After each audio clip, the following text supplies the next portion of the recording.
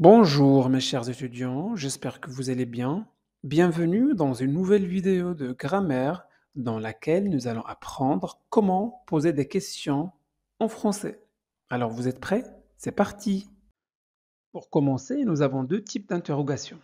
L'interrogation totale et l'interrogation partielle.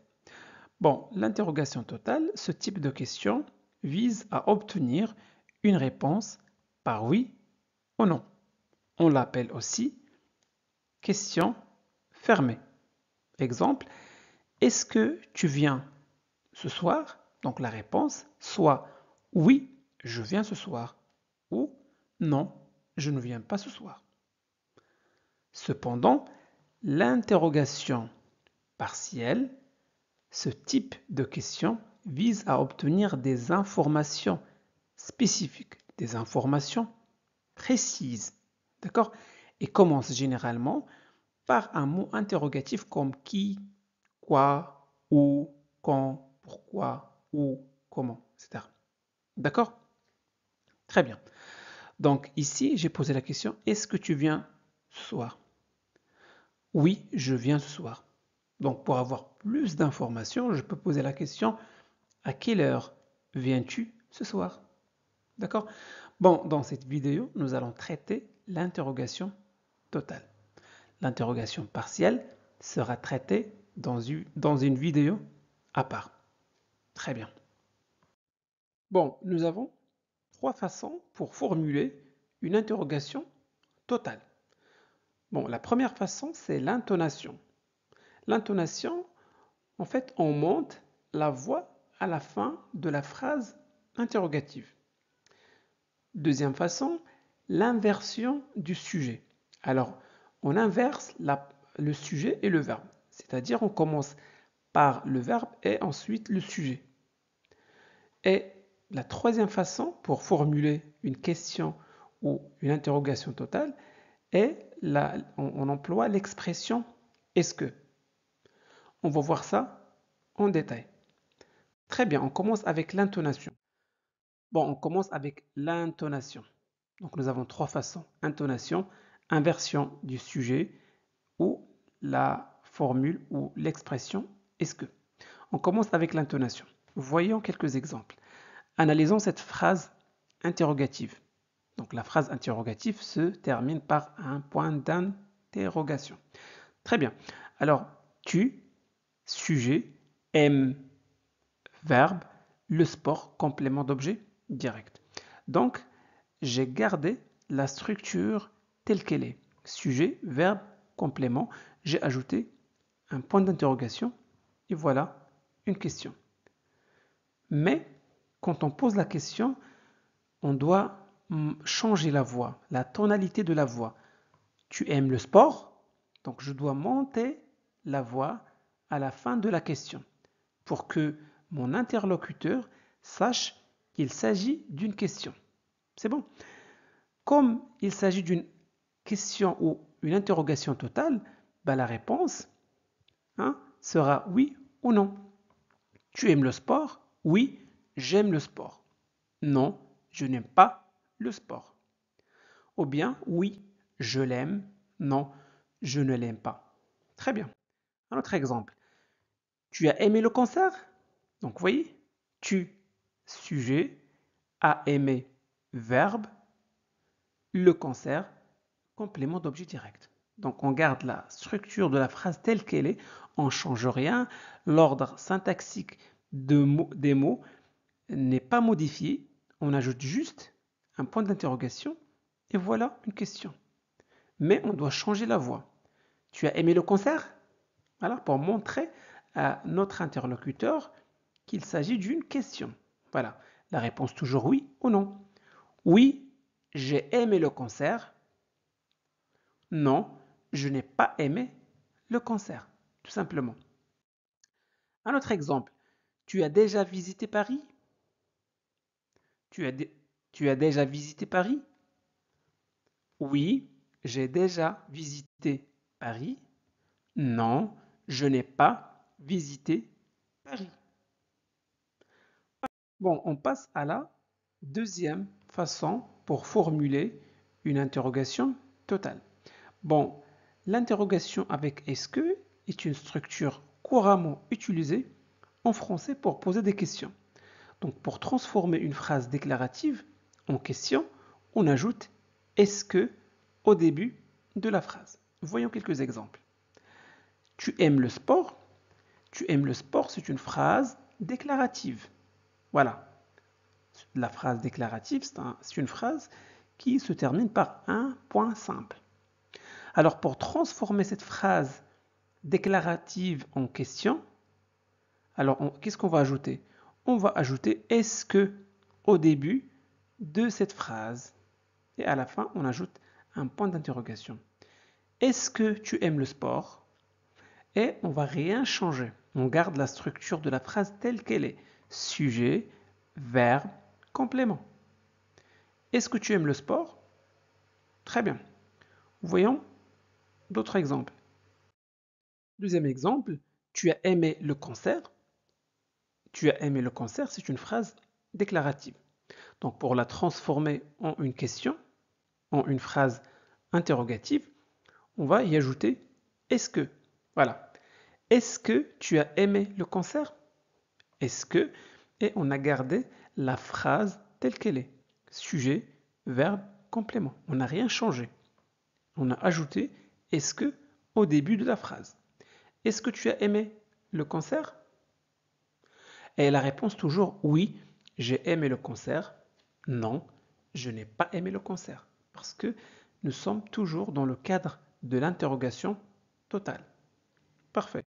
On passe à l'interrogation totale avec inversion du sujet. D'accord? Alors, on commence avec le sujet. Hein? Le sujet est un pronom. Prenons un exemple. Tu aimes le sport. Donc, c'est une phrase simple, c'est une phrase déclarative. Donc, regardez, le sujet est un pronom. Le verbe conjugué à un temps simple.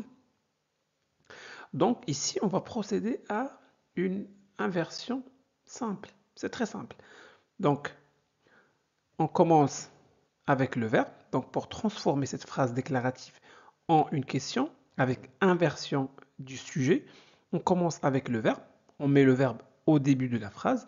Ensuite, on met le sujet et on met un trait d'union entre le verbe et le sujet. Donc, aimes-tu le sport? Tu aimes le sport. Aimes-tu le sport?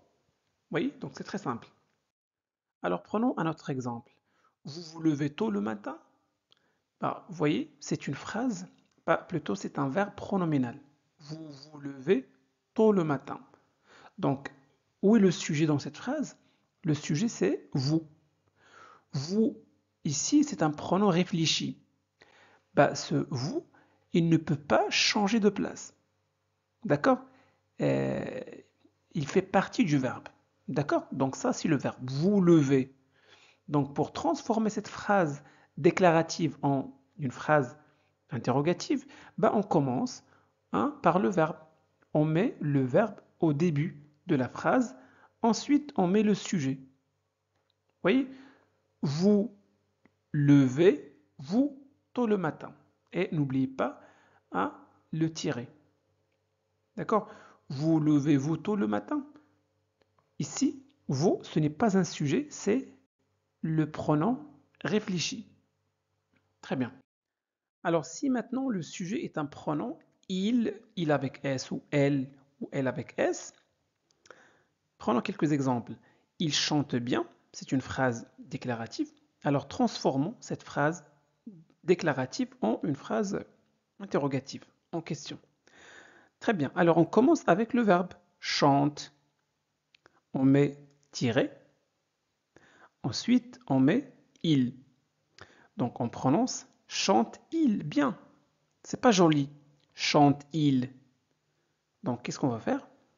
Alors, on va ajouter T. Il chante bien. Chante-t-il bien? Chante-t-il bien? Alors, si le verbe se termine par une voyelle et que le pronom commence par une voyelle, alors il est obligatoire d'ajouter T. D'accord? Chante-t-il bien? Voyons quelques exemples. Maintenant, avec un verbe conjugué à un temps composé. Il a chanté bien. Non, il a chanté bien, c'est une phrase déclarative. Pas la peine de monter la voix. Il a chanté bien. Qu'est-ce qu'on va faire? Alors, a-t-il bien chanté? Alors, on commence avec A, normalement. A, ensuite tiré, ensuite il, bien chanté. Mais on ne peut pas dire a-il bien chanté. A-il bien chanté. Donc, on ajoute T. A-t-il bien chanté? Très bien. Il chante bien. Il chante bien. Chante-t-il bien? Chante-t-il bien? Alors regardez ici, est-ce qu'on va ajouter T? Non, parce que le verbe ici ne se termine pas par une voyelle. Il se termine par T, donc on ne va rien ajouter. Donc on commence, on met le verbe au début de la phrase, tiré, ensuite le sujet. Chante-t-il bien? Très bien. Alors, il comprend cette explication. Comprend-il cette explication? Alors, si le verbe se termine par D, alors ce D se prononce T. D'accord? On va prononcer comprend-il cette explication? On ne va pas ajouter ici, on ne va pas ajouter T. D'accord? On ajoute T lorsque le verbe se termine par une voyelle, surtout les verbes du premier groupe. D'accord? Et le pronom commence par une voyelle. Donc, mais les verbes qui se terminent par D, comprendre, prendre, apprendre, sont des verbes qui se terminent avec D. Donc, D se prononce T. Comprend-il cette explication? On passe maintenant à l'interrogation totale avec où le sujet est un nom propre au commun. Prenons quelques exemples. Le chat dort souvent. Bon, le chat c'est le sujet, c'est un nom commun. Ce n'est pas un pronom. Dort, c'est un verbe, c'est le verbe dormir conjugué au présent. Très bien. Alors, j'aimerais bien transformer cette phrase déclarative en une phrase interrogative en utilisant l'inversion du sujet. Très bien. Donc, à votre avis, est-ce que je mets le verbe au début de la phrase et le sujet ici? La réponse est non. Regardez ce que je vais faire. Alors, je commence par le sujet, le chat. Donc, le chat, le sujet garde sa place. Donc, le chat. Ensuite, je mets le verbe dort. Ensuite, je mets un trait d'union. Ensuite, je remplace le chat, le sujet, par le pronom qui lui correspond, le pronom personnel qui lui correspond. Alors le chat c'est il, donc je mets il et voilà. Donc la phrase devient le chat, le verbe dort et on a remplacé le sujet, le nom commun par le pronom personnel qui lui correspond. Donc le chat dort-il souvent? Donc c'est une transformation à double sujet. Voilà, le chat c'est un sujet et il c'est un sujet. Très bien. Paul arrive en retard. Donc, regardez cette phrase déclarative. Donc le sujet c'est un nom propre. Le verbe, voilà. Donc, on va transformer cette phrase. Donc, on va commencer avec le nom propre, Paul.